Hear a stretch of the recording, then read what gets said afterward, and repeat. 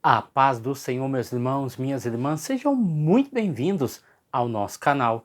É tempo de ensinar EBD, um canal exclusivo para os amantes da Escola Bíblica Dominical. Você aí do outro lado já me conhece, eu sou Adriano Recobelo, sou presbítero da Assembleia de Deus aqui da cidade Franca, no interior de São Paulo. Também sou professor da Escola Bíblica Dominical, ministro aulas também no CAPED, que é o Centro de Aperfeiçoamento Pedagógico da Escola Dominical. E hoje nós estudaremos a lição de número 7. Ela tem como título As Naturezas Humana e Divina de Jesus. Aula fantástica, maravilhosa, e antes de nós iniciarmos, gostaria de pedir para vocês 3 coisas importantes. Primeiro, aquele like do céu, que tem nos abençoado muito, aquele comentário abençoador do nosso canal, que tem ajudado poderosamente, e também compartilhe os nossos vídeos. Isso é muito importante para o crescimento do canal. Também gostaria de informar vocês que nós temos a revista dos adultos, ministrada por mim, a revista dos jovens, também ministrada por mim, e a revista dos adolescentes, ministrado pela minha esposa, a psicóloga Daniela Ricobelo. Então, nós temos aí uma grade bem interessante para você acompanhar no meio da semana, tá bom? Então vamos lá. O nosso textuário se encontra em Romanos capítulo 9, versículo 5, que vai dizer o seguinte: dos quais são os pais e dos quais é Cristo, segundo a carne, o qual é sobre todos, vírgula, Deus bendito eternamente, ponto, amém. E uma tradução mais interessante seria: de quem é o Cristo segundo a carne? Aquele que está sobre todos, Deus bendito por todos os tempos. Amém. Isso está no texto grego em Romanos capítulo 9, versículo 5. A verdade prática: Jesus é o eterno e verdadeiro Deus e ao mesmo tempo o verdadeiro homem. Abordado aí esse ponto em outras aulas, tá bom? Para nós entendermos o nosso textuário, gostaria que você reportasse comigo em Romanos capítulo 9, versículo 4, para nós entendermos todo esse contexto que está relacionado com a natureza divina e humana de Jesus. No versículo 4, Paulo fala sobre os seus parentes segundo a carne. Paulo nunca, em hipótese alguma, perdeu seu sentimento de identidade com seus irmãos, mas, ao mesmo tempo, ele sofria com a condição espiritual atual de Israel e sua história divina, tá? Então, o versículo 4, né, eu fiz um comentário dentro de Romanos capítulo 9, versículo 4, mas o próprio versículo 4 fala sobre o privilégio. Quais são esses privilégios? É que divinamente concedido ao povo, foi dado por Deus, divinamente concedido, o que? Ao povo de Israel. Ele fala de privilégios concernente a Jerusalém, aliás, concernente aos judeus. O que foi dado? Adoração, glória, aliança, promulgação da lei, culto e promessa. Isso tudo você encontra no versículo 4 do capítulo 9 de Romanos, que está na categoria privilégios. Agora, no versículo 5, ele fala sobre o supremo privilégio.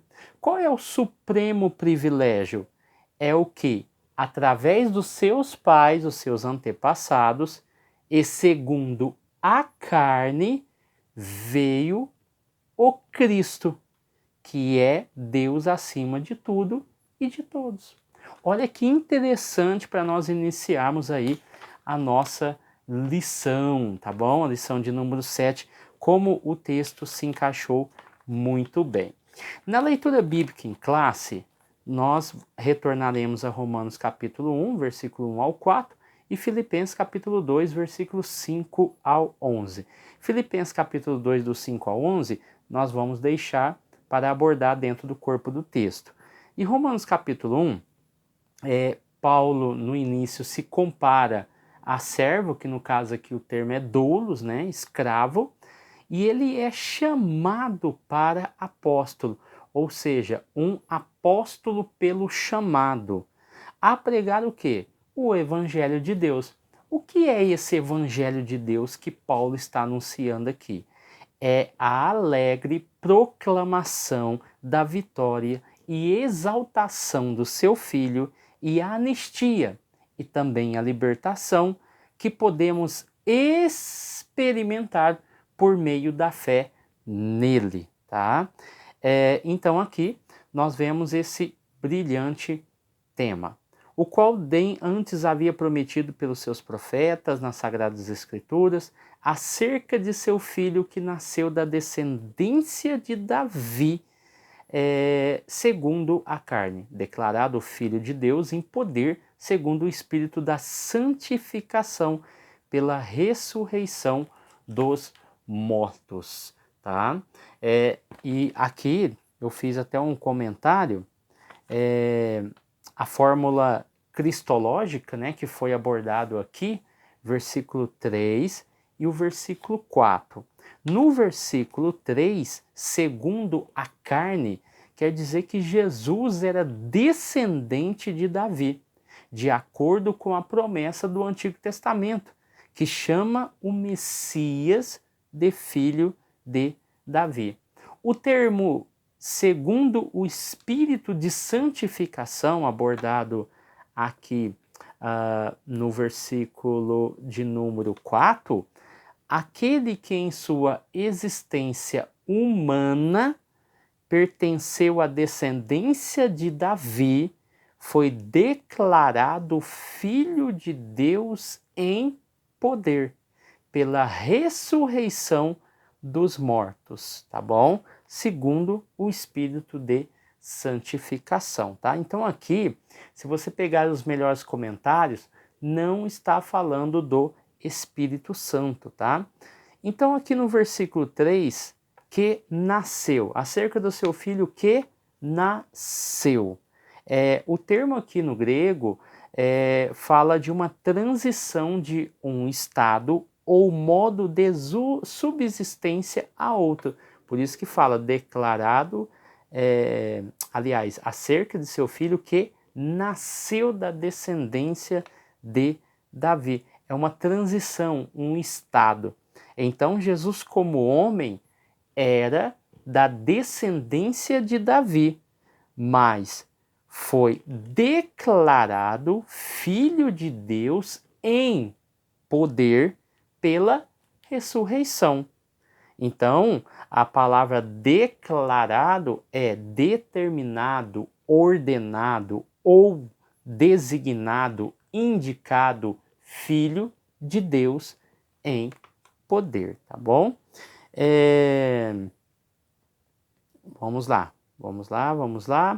Então, aqui, quando a gente fala da descendência de Davi, né, nós podemos pegar Mateus capítulo 1, versículo 1, Atos 2, versículo 30 e Apocalipse 5, versículo 5, em quem todas as promessas do Antigo Testamento são cumpridas. 2 Coríntios capítulo 1, versículo 20, e são realizadas todos os atos de salvação de Deus. 2 Coríntios capítulo 5, versículo 18 ao 19. Então vale a pena depois você conferir, tá bom? Então vamos lá. É interessante aqui também, só destacar a questão do separado, né? Paulo foi separado. E tem tudo a ver, irmãos, porque quando a gente fala das naturezas humana e divina de Jesus, é algo que nós anunciamos, é algo que nós proclamamos, é algo que nós declaramos.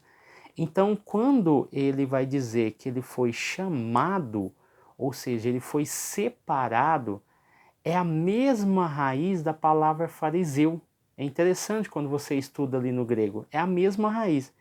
Então, quer dizer o seguinte: Paulo se separou da lei, foi separado por Deus para o evangelho, então ele foi separado, isolado, distinto, fariseu de uma ordem superior. Então, nós estamos dizendo que ele é o separado, ele é o fariseu de uma ordem superior que foi separado, ordenado para pregar o evangelho de Deus, ok? Então vamos lá. Nossa introdução. Dentro da nossa introdução, o autor já coloca o seguinte, algumas divisões bem importantes. Nós vamos definir a cristologia no Concílio de Nicéia, 325, e a Trindade em Constantinopla, em 381, depois vai vir Calcedônia, que é interessante, nós vamos falar. Então, todas estavam dentro de uma discussão, a natureza de Cristo. E tinha os que acreditavam a natureza de Cristo de outra forma, além daquela já estabelecida e reconhecida. Então nós tínhamos aí os debates nos concílios. Depois culminando aí com o concílio de Calcedônia, com algumas controvérsias que nós vamos estudar. Então, percebam bem, irmãos, embora a revista ela está falando, lição 7, as naturezas humana e divina de Jesus, perceba o que o autor coloca na introdução. A presente lição é sobre o nestorianismo e o monofisismo, dois pensamentos considerados heréticos no Concílio de Calcedônia.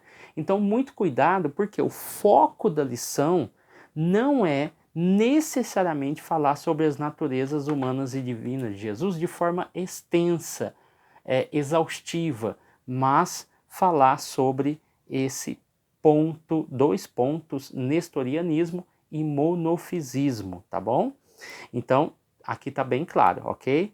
Até porque ele pode, em algum outro momento, abordar esse tema com maior amplitude. Então, vamos lá. Então, aqui no Concílio de Nicéia, o que nós encontramos? Que Nicéia foi em 325. Então, nós temos a questão do arianismo, que seria a disputa sobre a natureza de Jesus. Nós temos a formulação do credo niceno, até já foi falado em outras aulas, eu citei o credo niceno. A condenação do arianismo, que hoje são os testemunhas de Jeová, nós já falamos em outras aulas também. O estabelecimento da autoridade eclesiástica, e então isso foi abordado lá na lição de número 6, tá? Então aqui nós estamos falando sobre o Concílio de Nicéia 325. O de Constantinopla, que foi em 381, que ele citou aqui, que tem como ponto central a Trindade, houve o quê? A confirmação da divindade do Espírito Santo, tá bom? A rejeição do macedonianismo, tá bom? E a revisão do credo niceno que havia acontecido no ano 325. Condenou novamente o arianismo, o macedonianismo e o apoliarismo, tá bom?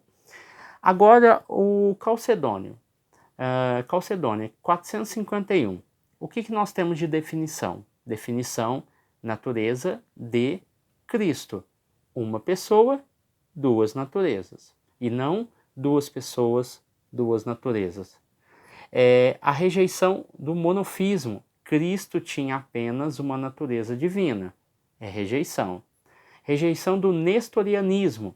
Cristo era duas pessoas separadas, uma humana e outra divina. Nós acreditamos em uma pessoa e ele tinha duas naturezas, ok? O credo afirmava a fé na Trindade e na natureza de Cristo. As duas naturezas de Cristo são inseparáveis e indissolúveis. Então nós vamos, depois eu vou ler o credo de Calcedônia e você vai entender o que é que eu estou falando, tá bom? Então vamos lá. Tópico 1. O ensino bíblico da dupla natureza de Jesus. O subtópico 1, descendência de Davi segundo a carne. Romanos capítulo 1, versículo de número 3. Aqui nós já abordamos já no início da leitura bíblica em classe, aonde nós falamos sobre a ancestralidade de Jesus. Então, que nasceu, a palavra ali é genomenou. Vamos falar assim para todo mundo entender, porque nós não sabemos a pronúncia, né, irmãos? G com G de gato, genomenou, que é a transição de um estado ou modo de subsistência.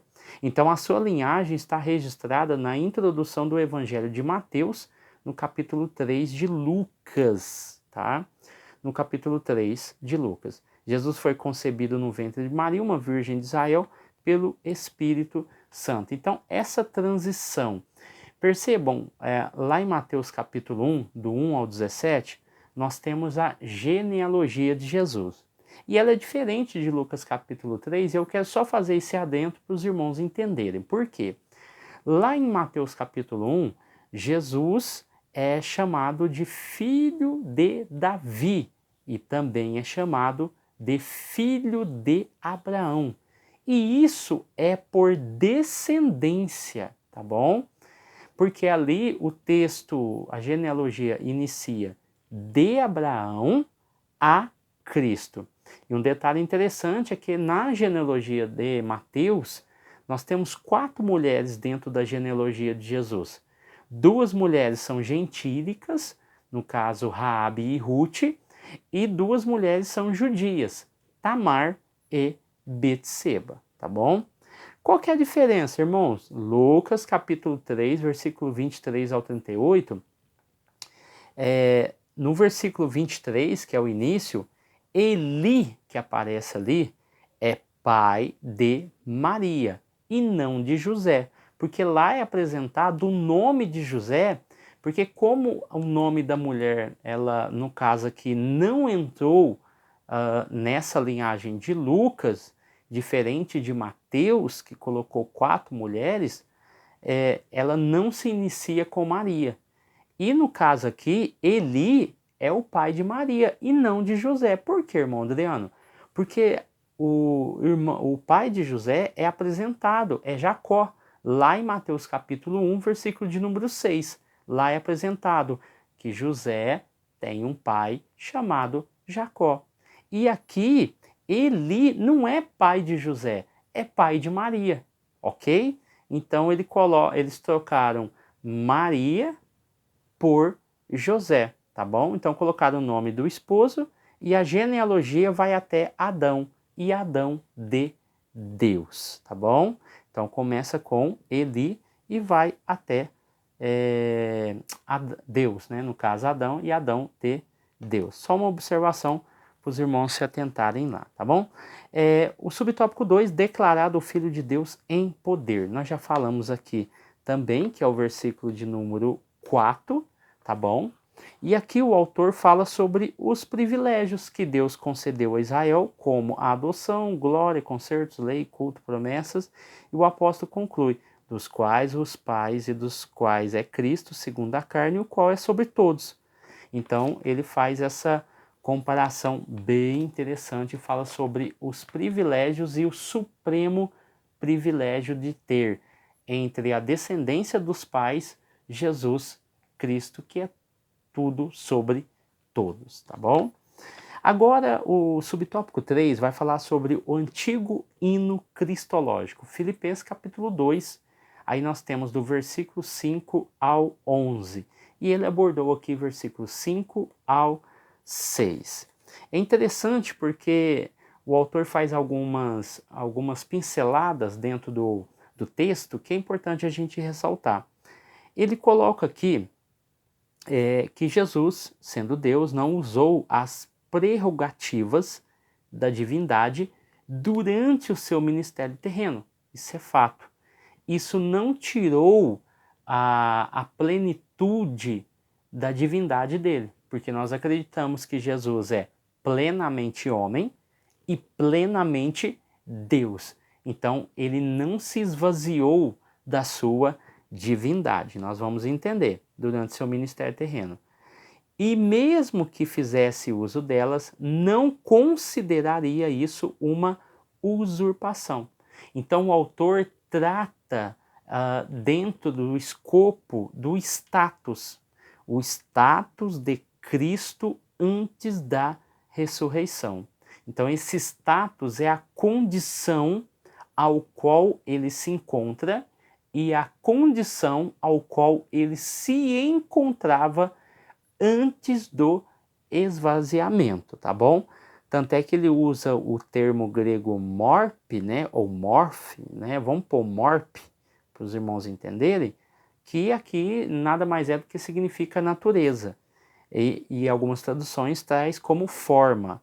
O termo forma, usado pelo apóstolo Paulo, sendo em forma de Deus, indica essência imutável, portanto, ele jamais deixou de ser Deus. É interessante, né? Será que Jesus anulou-se de tudo, exceto o amor? Como diz Charles Wesley, irmão de John Wesley, né? Quando ele escreveu o hino Maravilhoso Amor, ou Cristo escolheu, na verdade, Cristo escolheu assumir a forma de um escravo. Por quê? Porque o termo ali é doulos, né? Então ele assumiu a forma de servo, de escravo.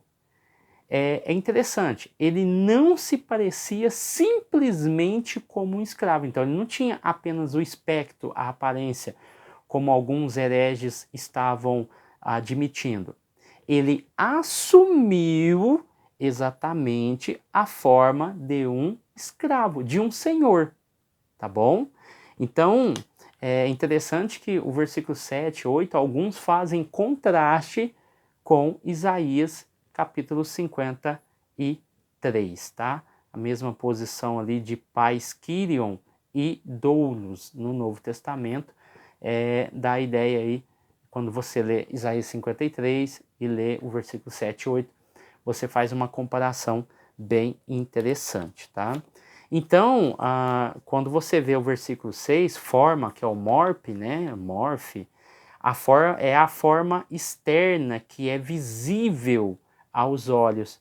Enquanto o versículo 7, nós dizemos assim, ó, que subsistindo em forma de Deus, assim se mostrava, né, aos habitantes do céu. Não considerou se apegar a essa igualdade com Deus, ou retê-la, mas esvaziou-se. O versículo 8 responde o 7. Cristo humilhou-se. A ideia de esvaziar do versículo 7 é significativo quando nós olhamos o versículo de número 8 também. Porque o versículo 8 fala que ele se humilhou. Então, percebam, o versículo 7, aniquilou-se a si mesmo. É literalmente esvaziou-se. Essa é a famosa frase, a famosa passagem do kenose ou kenose, né? Muito conhecida esse termo quando nós falamos esvaziou-se, né?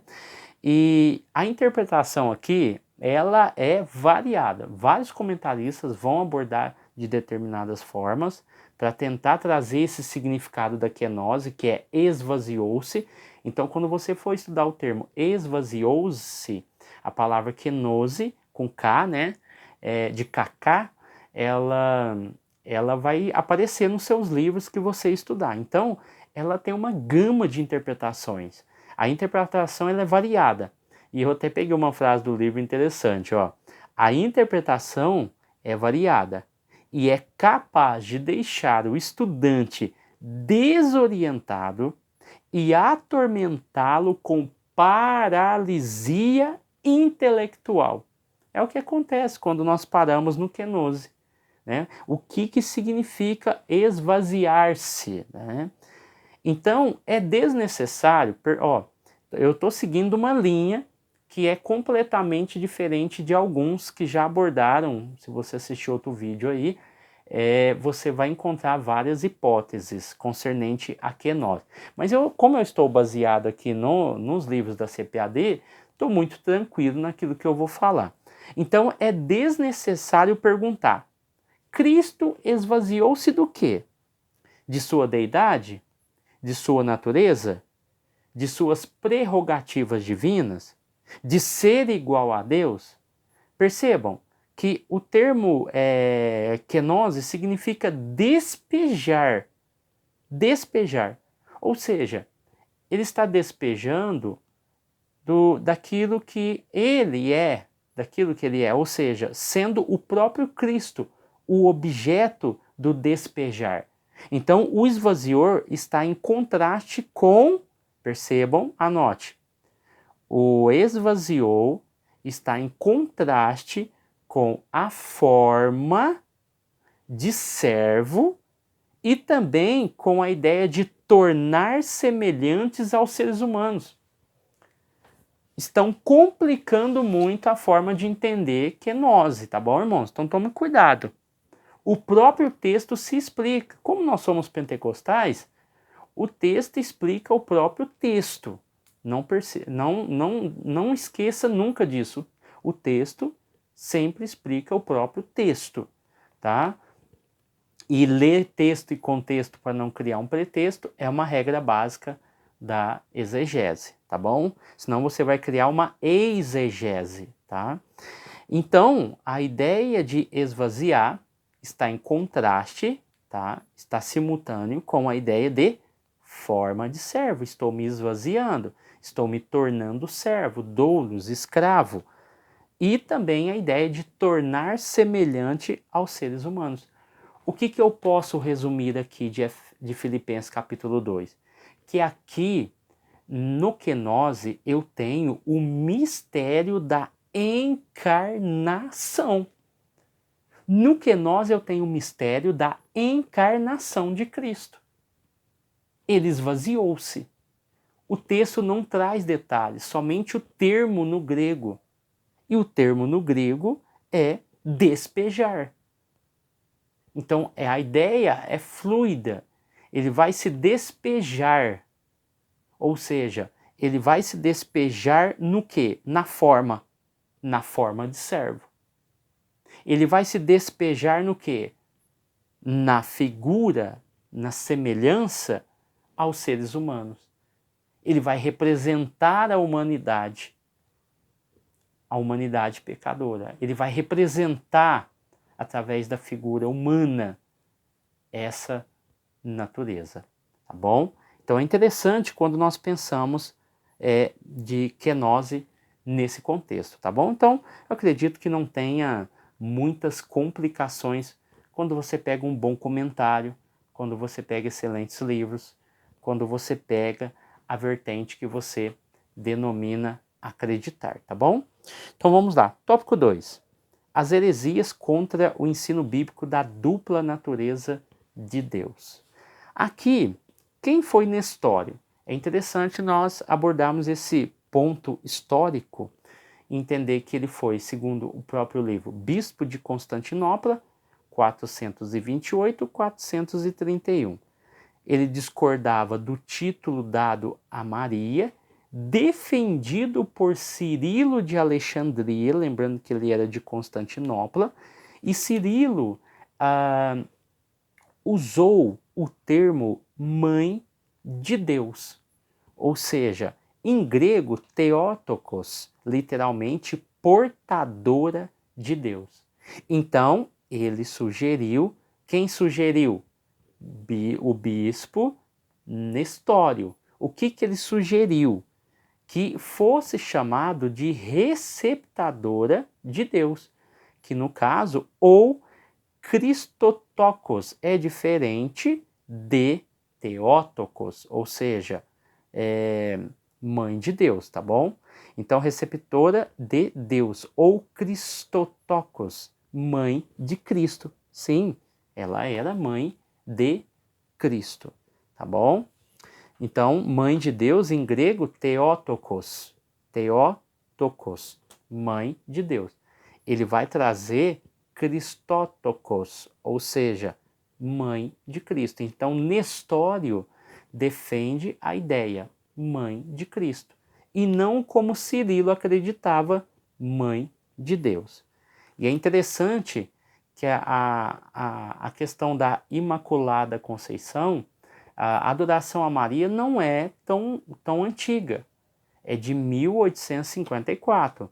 É a teoria, né, ou a crença de que Maria nasceu sem pecado e nunca pecou. Isso foi formulado pelo Papa Pio IX, né, que foi na data do dia 8/12/1854.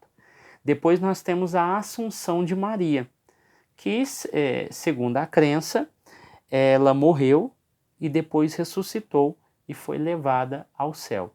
O Papa Pio XII foi quem instituiu a Assunção de Maria no dia 1/12/1950. É óbvio que essas são formulações ao qual ocorreu de 200 anos para cá, de forma oficial. Mas ao longo da igreja, a partir do século II, nós já vemos aí uma certa adoração a Maria aí dentro dos templos, né, em desenhos e tudo mais. A partir do século II, você já vê essa ideia nascendo, tá? Então, a expressão adotada por Cirilo era uma contradição em si mesma. Embora Nestório fosse bíblica e teologicamente correta, a popularidade, embora Nestório diz, olha, não é mãe de Deus, é receptora de Deus, ou mãe de Cristo. Embora ele teve esse trabalho, Nestório, não foi o suficiente, porque o nome mãe de Deus se tornou algo popular e assim acabou acontecendo aí aquilo que nós já conhecemos hoje de muitos católicos chamarem Maria de Mãe de Deus. E alguns até argumentam, não, mas como Cristo é Deus e ela é mãe de Cristo, então quer dizer que ela é mãe de Deus e não do Deus Pai. Eles argumentam dessa forma, mas nós já entendemos que dentro da história não foi assim que foi projetado. O nestorianismo. Nestório defendia a formulação dos pais nicenos. O que seria a ideia de pais nicenos para os irmãos entenderem?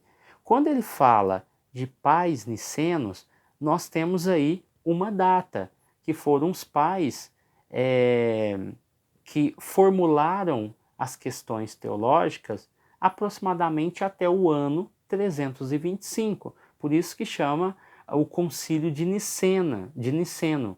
Ou seja, por isso que o termo pais nicenos, a divindade de Cristo, a humanidade definida no credo niceno-constantinopolitano, em 381, segundo o pensamento nestoriano, as duas naturezas de Cristo, a humana e a divina, eram duas pessoas. Tá? Então, Nestório, ele tinha grande apoio nos pais niceno-constantinopolitano, ok? Aí você pega 381, 325 para trás, ok? E só que ele tinha um pensamento totalmente diferente dos pais nicenos, ok? Ele acreditava na teologia que até então foi formulada, mas ele também tinha suas convicções. Como foi dito aqui, ele acreditava que Jesus tinha duas naturezas, a humana e a divina, e que cada natureza eram duas pessoas. E assim, acreditando dessa forma, essa foi a acusação contra ele, tá bom? Esse pensamento teológico de Nestório foi o quê? Foi condenado pelo Concílio de Éfeso no ano 431. Percebam que no subtópico de número 1, ele foi bispo de Constantinopla até 431. Por quê?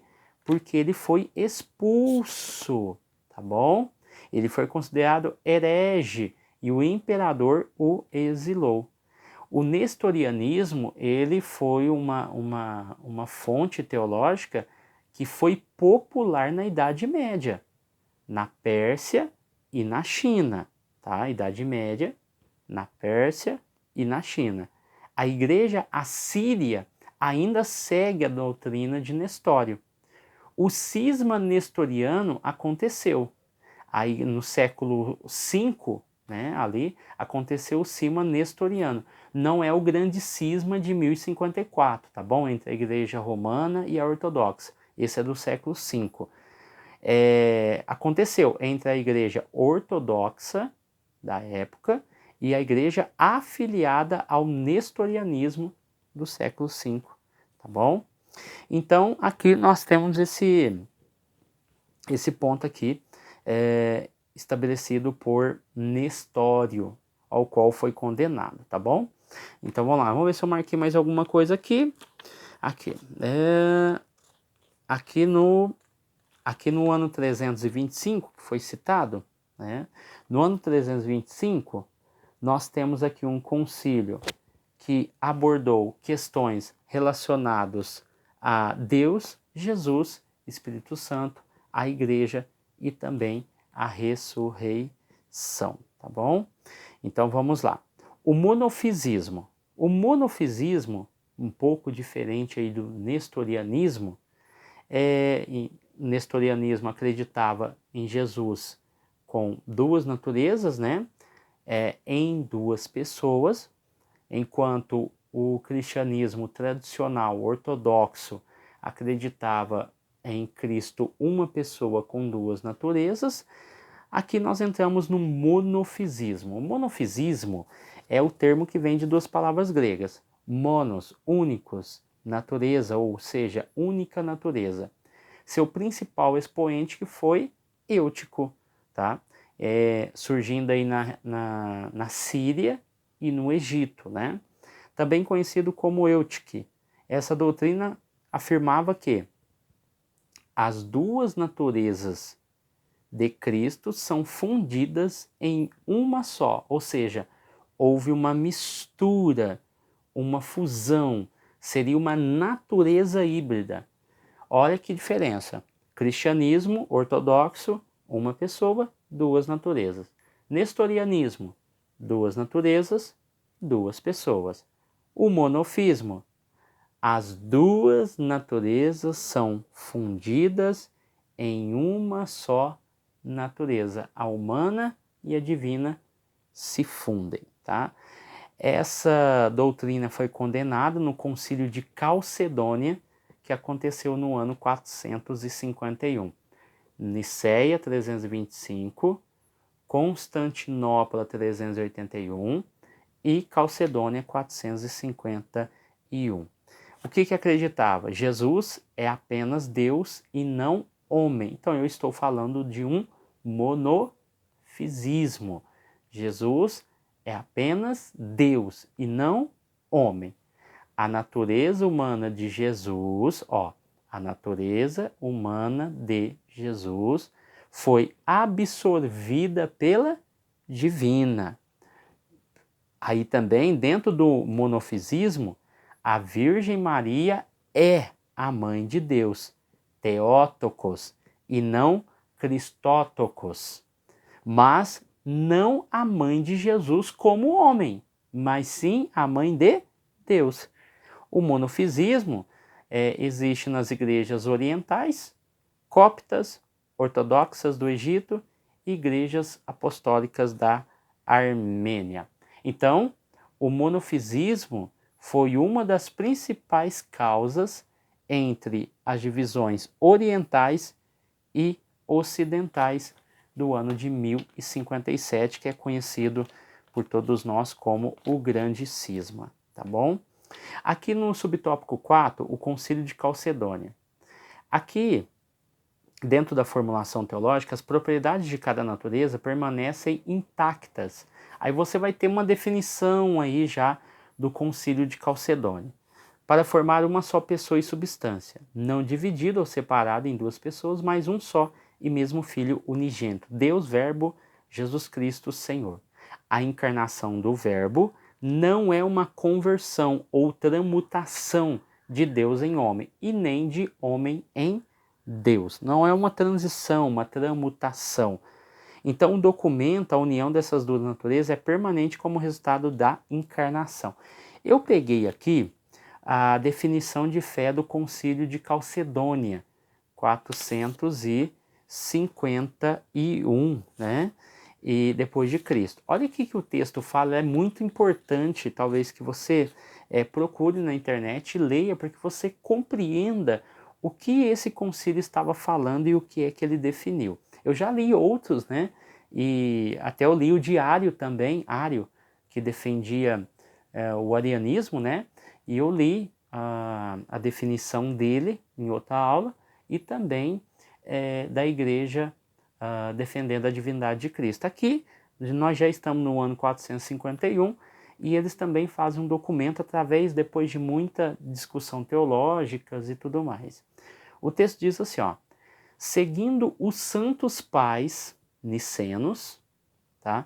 Todos nós ensinamos harmoniosamente que nosso Senhor Jesus Cristo é perfeito em divindade e perfeito em humanidade, verdadeiro Deus e verdadeiro homem, composto de alma racional e corpo consubstancial ao Pai, quanto à divindade, e consubstancial conosco quanto à humanidade, semelhante em tudo a nós, exceto no pecado. Reconhecemos que ele é um e o mesmo Cristo, Filho, vírgula, Senhor, vírgula, unigênito, vírgula, em duas naturezas, inconfundivelmente, vírgula, imutavelmente, vírgula, indivisivelmente, vírgula, inseparavelmente. A distinção das naturezas não é abolida pela união, mas as diferenças das naturezas são preservadas e confluem em uma pessoa e uma hipóstase. Não dividimos ele em duas pessoas, nem confundimos as duas naturezas em uma só, mas preservamos as duas naturezas em uma pessoa e uma hipótese, ok? Então é muito interessante que você depois baixe aí no seu celular ou escreva aí no seu caderno de anotação, porque é muito importante para você entender que essa crença... Por isso que quando você for conversar com um judeu, irmão, principalmente esses estudantes aí, ele vai dizer que a nossa religião protestante, ela é católica, justamente por causa disso. Porque muitas definições cristãs hoje, protestantes, são de origem católicas, que foram definidas nos concílios. E até parece que houve como é que se diz? Uma imposição. Não, houve os concílios. E os concílios tinham pessoas que acreditavam assim e pessoas que acreditavam de outra forma. Eles tinham o direito, é óbvio que muitos foram exilados por causa da heresia e tudo mais, mediante a autoridade, a autonomia da igreja, mas tiveram as suas oportunidades e foram dessas oportunidades que surgiram grandes movimentos como o arianismo, o nestorianismo e tantos outros ismos que surgiram naquela época e estão vivos até hoje, tá? Então a igreja se defendeu também com seus bispos, com seus presbíteros, com a sua autoridade, com a sua autonomia, com a sua imposição também. Fato é que houve esse estudo, houve essa preocupação de preservar a doutrina dos apóstolos, de preservar tanto os apologetas, né, que trabalhavam, os polemistas e apologetas. Esses apologistas, polemistas e apologetas, eles trabalhavam dentro e fora da igreja, no intuito de preservar, guardar os conceitos bíblicos básicos da fé cristã e que até então não havia nenhuma contravenção, nenhum problema, né? Nenhuma discordância, até que no século III começa a aparecer de forma oficial o arianismo, que foi o que mais deu trabalho, Mas antes disso, o ebionismo, o agnosticismo, o gnosticismo e tantos outros ismos que surgiram. Mas de forma oficial, nós temos aí os concílios que ajudaram muito na preservação da nossa fé, tá bom? Tópico 3, o perigo dessas heresias na atualidade, os monofisistas, né? Aí aqui ele vai citar Jacob Baradeus, 500 a 578, um monge sírio liderou um grupo monofisista, e hoje nós temos aí, embora foram rejeitados, foi através dessa rejeição que hoje nós temos aí as igrejas ortodoxas, coptas, Armênia, Abissínia e jacobitas. Então são correntes teológicas, igrejas que surgiram através dessas divisões. O próprio catolicismo romano é fruto dessa divisão, né? As igrejas do Ocidente, as igrejas do Oriente não combinaram. No ano de 1054 houve o grande cisma. Então nós temos a igreja ortodoxa e a igreja católica romana e a igreja católica ortodoxa. Então são frutos de divisões, né, por causa de pensamentos, por causa de questões teológicas. E uma delas era a questão de Cristo, né? O quenoticismo. O quenoticismo, o próprio termo já fala, né, esvaziar, que é o termo que nós usamos lá em Filipenses, né, a kenosis, né, e são duas linhas principais. O verbo possuía os atributos divinos, mas escolheu não os usar, e as prerrogativas da deidade foram usadas, mas não na submissão do Pai e na direção do Espírito Santo. Percebam, dentro do quenoticismo, nós temos duas vertentes, que o verbo possuía os atributos divinos, mas escolheu não os usar. E as prerrogativas da deidade foram usadas, mas na submissão do Pai e na direção do Espírito Santo. Aí ele colocou aqui a nossa crença, né? O que nós é o esvaziamento de Cristo. Isso foi uma condição, tá bom? É uma condição para o seu messiado. E por isso ele abriu mão de sua glória celeste. Nós abordamos lá a ideia do quinosis, né? Vamos lá. Então, ele tinha poder de perdoar pecados, recebeu adoração, repreendeu a fúria do mar, curou pessoas, enfim, mostrou toda a sua divindade. Mariolatria, mãe de Deus de Cirilo, ou seja, um pensamento antibíblico que se desenvolveu numa teologia e permanece até hoje por conta da sua popularidade. Então, a Mariolatria, nós já falamos um pouco aqui lá no subtópico de número 1, tá? Do tópico 2, e a conclusão. O concílio de Calcedônia, 451, reafirma os dois concílios anteriores, o de Nicéia, 325, e o de Constantinopla, 381. E daí foram ratificados os credos produzidos por esses conclaves gerais, falando e estabelecendo não somente a natureza de Cristo, mas também a divindade do Espírito Santo e tantos outros temas importantíssimos, tá bom? A melhor maneira de se proteger dessas e de outras heresias é conhecer bem o que acreditamos. Então é importante que você estude, se debruce, se afadigue em estudar e conhecer aquilo que você crê, aquilo que você acredita, amém? Deus abençoe você, sua casa, sua família. Foi muito bom estar com vocês mais uma semana. Deus abençoe em nome de Jesus e até o próximo vídeo, se o Senhor nos permitir.